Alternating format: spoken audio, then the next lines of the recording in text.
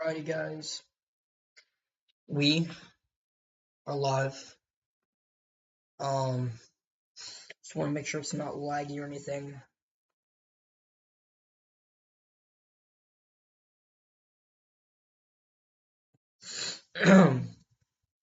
Where did all my other scenes go? Alright, there we go. Alright, we are live. The allergies are literally killing me, which is insanity. But we are live. What's up, Henry? Glad to see you in here. Sorry if my voice is sounding a little iffy. I'm trying to talk as normal as possible. It's from all the pollen allergies and stuff, so.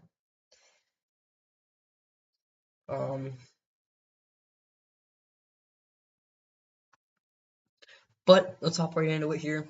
Let's hop into the models. We will go over on what you guys can expect as far as weather goes here.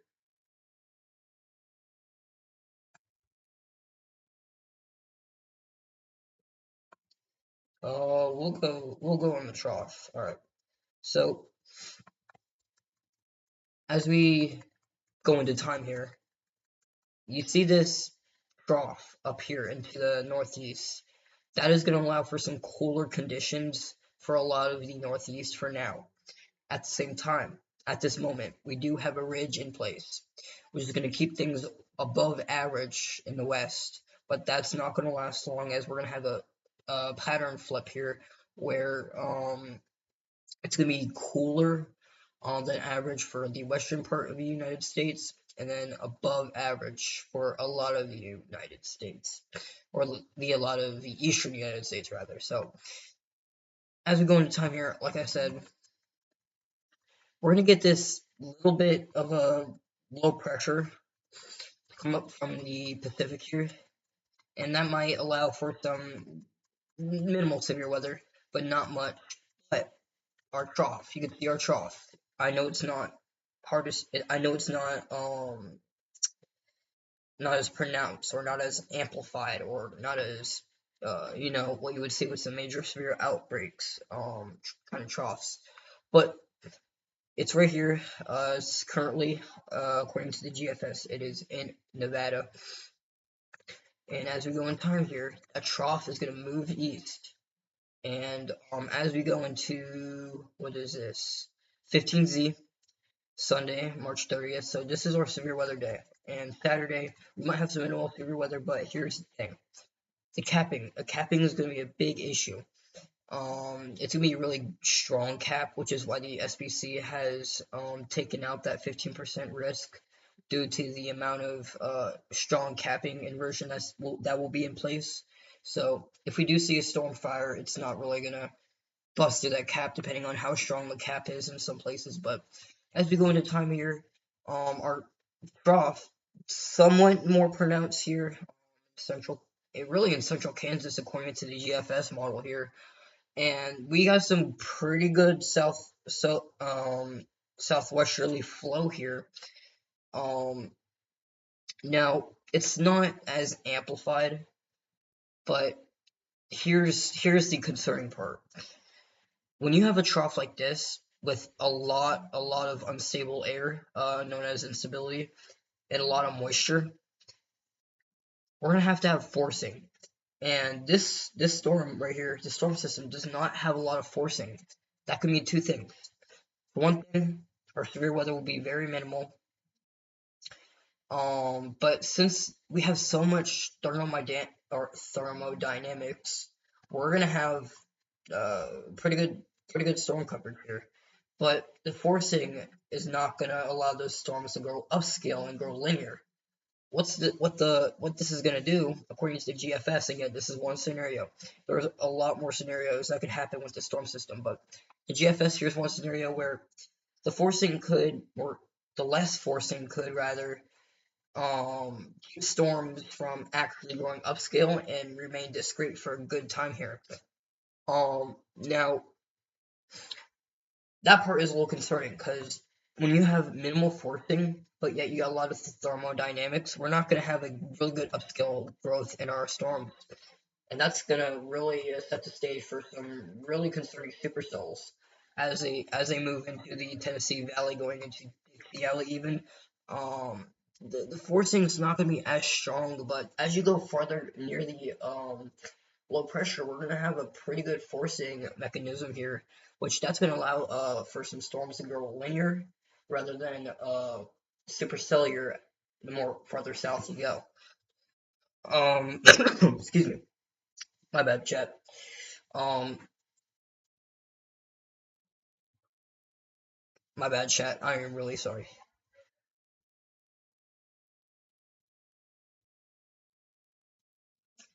But if we take a look at instability here, according to the GFS, we've got a pretty good thermodynamics rather, and there is really no issue with CAPE. No issue. Now, the cap, there's some cap in some places, but I'm sure that's really not going to do anything. But the GFS shows some cap, but I'm not really expecting a big old cap in place. But for Saturday, I do expect more of a big time cap in place. You see, all of our, I mean, look at all this chat. We got 274 capping inversion. The storms cannot break through that. There's like no way. These storms cannot break through that cap. Like, look at this, chat. We got 274 cap in place. That is very strong capping. A capping is a wall, right? It's basically storms from going upscale or going shooting cloud tops higher up in the atmosphere, and that's going to act as a, when you put a cap on a soda bottle and you shake it up, right? The fizz or the liquid in that water bottle is the storm, right? And if you shake it up and you try, it fizzes, right? The cap is gonna keep this stuff inside of that bottle. This is the same scenario here, right? So that's basically what a cap is. But Sunday is a little different story here. We're gonna have so many. I mean, look at this shot. We had a widespread area of 1,000 joules per kilogram anywhere in Dixia. I mean, there's not even one area where it's below 1,000 joules per kilogram of instability here in South. Even in parts of the Midwest, I mean, as far north as maybe St. Louis could get in on some of that instability, but we will see. We will see how far the instability goes. But I mean, look at this warm sector. Look at this warm sector. But as we go into dew points, if we take a look at dew points, I mean, this is a really large warm sector. I'm not really too sure if we're going to see any prefrontals again. We're too early to go into depth on that side of the things, but just know severe weather is becoming more and more likely as we go into Sunday, into Monday, and yes, Monday, we do have another 50% risk for severe weather outlined by the Storm Prediction Center, so we'll go over that in just a second, but for right now, we're going over Sunday severe weather threat, but you can see in the Gulf of Mexico, we've got widespread areas of 70, 75, 74 degree dew points. So a really juicy Gulf of Mexico there. But we will see. We shall see, chat. We shall see what this event unfolds for us. If we do look at supercell composite here, as you can see, we got as we go in time here, our GFS downtrend a little bit, but not much. Not much. And again, we're gonna get our cam models real soon in about a couple days, so not too far. We're gonna get some cam models here. So 21Z Sunday. This is our basically peak timing according to GFS model here. You can see a pretty good widespread area around 6, maybe even 7. Yeah, there you go, 7. We get even a 7 supercell composite there. And then really, really large area of ranging from 2 supercell composite all the way up to maybe even parts of 8, even 9 if you can find the right pixel. So Sunday, I'm really interested in what Sunday has to unfold on us, and the tornado threat is really going to depend on our troughing orientation, and how late it is, how early it is, how fast it moves, how slow it moves. The tornado threat really depends on the trough timing, the trough orientation. So we shall see, but that's the GFS model. But if we take a look at the European model, my goodness, that is a lot of instability there on the European. This is the 12Z, so this is really pretty new. We don't get the 18Z European at the same time as we do get the 18Z GFS, but you could clearly see, look at that warm sector cat. But again, this is mixed or most unstable cape, but I don't really like to look at that. I just want to look at the troughing on the European. Yeah, it's not as really defined, but we shall see, chat. We shall see. Let's take a look at dew points. Oh my goodness, chat. Look at this. We got 60-degree dew points stretching all the way up near Michigan, chat. This is basically unusual for parts of Michigan, but we will see what this has to unfold for us here.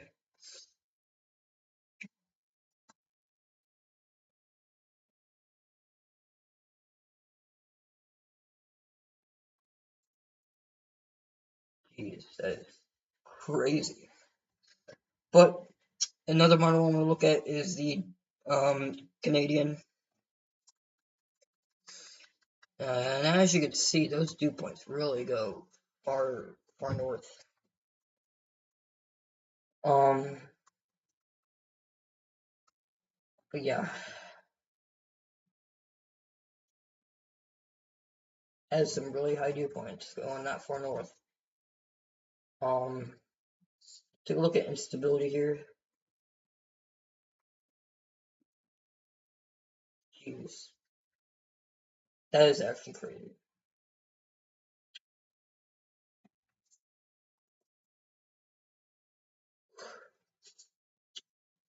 We do have some ongoing severe storms in parts of Texas right now, so that's something. That is something. But if you guys are new to the channel, consider subscribing. It would be very much appreciated. Should be fairly isolated. And they did just come out with a new SPC outlook here for day 1. Yeah, just a wind and hail, no torrent threat. These storms will be very elevated. I'm talking really elevated. So chat, not a lot to go over. I mean, we still got details to iron out as we get closer, but I just want to give you a little bit of a weather update here. But here's where I end things off in the stream. I thank y'all for tuning in. It's been really a lot of talking, but yeah.